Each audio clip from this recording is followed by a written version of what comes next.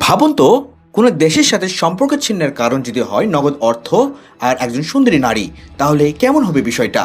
কোনো রূপকথার রাজা বাদশার গল্প নয়, একদম আধুনিক যুগে এমনই এক অদ্ভুত আর হাস্যকর হুমকি দিয়ে পুরো বিশ্বকে রীতিমতো চমকে দিয়েছেন উগান্ডার সেনাপ্রধান মুহুজি কাইনেরুগাবা। তিনি তুরস্কের কাছে সোজা সাপটা 1 বিলিয়ন বা 100 কোটি মার্কিন ডলার এবং সেই সাথে তুরস্কের সবচেয়ে সুন্দরী নারীকে বিয়ের দাবি করেছেন। তার সাপ কথা, এই শর্ত না মানলে আগামী 30 দিনের মধ্যেই উগান্ডার রাজধানী কাম্পালায় থাকা তুরস্কের দূতাবাস চিরতরে বন্ধ করে দেওয়া হবে এবং ছিন্ন হবে সব রকমের কূটনীতিক সম্পর্ক।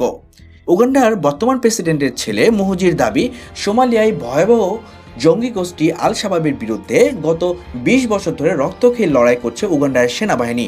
তাদের ঘামে আর রক্তে কেনা এই নিরাপত্তার সুযোগ নিয়ে সোমালিয়ায় চোখ ধাঁধানো বন্দর ও বিমানবন্দর থেকে পাহাড় সম লাভ লুটছে তুরস্ক।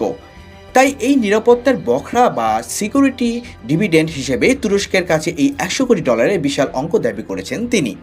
টাকার হিসাবটা তো না হয় কোনো মতে মেলানো গেল, কিন্তু সুন্দরী নারীর অদ্ভুত সত্য কেন? এখানেই তিনি আধুনিক কূটনীতিতে এক হাস্যকর নাটকের জন্ম দিয়েছেন।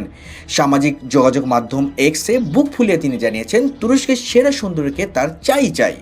সব মিলিয়ে নগদ অর্থ আর বিয়ের প্রস্তাব, এই তিনের এক অদ্ভুত মিশেল এখন আন্তর্জাতিক অঙ্গনে চায়ের কাপে ঝড় তুলেছে। মুহুজি নিজে এই বিষয়টিকে সিরিয়াস কূটনীতিক ইস্যু দাবি করলেও বিশ্ববাসী এটিকে কেবল সোশ্যাল মিডিয়ায় সস্তা অ্যাটেনশন বা মনোযোগ কাড়ার নতুন কৌশল হিসাবেই দেখছেন। তুরস্কে এই পাগলাটে হুমকিতে বিন্দুমাত্র কান না দিলেও উগান্ডার সেনা প্রধানের এই অবিশ্বাস্য কাণ্ড আধুনিক কূটনীতিক ইতিহাসে এক চরম হাস্যকর আর অদ্ভুত অধ্যায় হিসাবে চিরকাল লেখা থাকবে।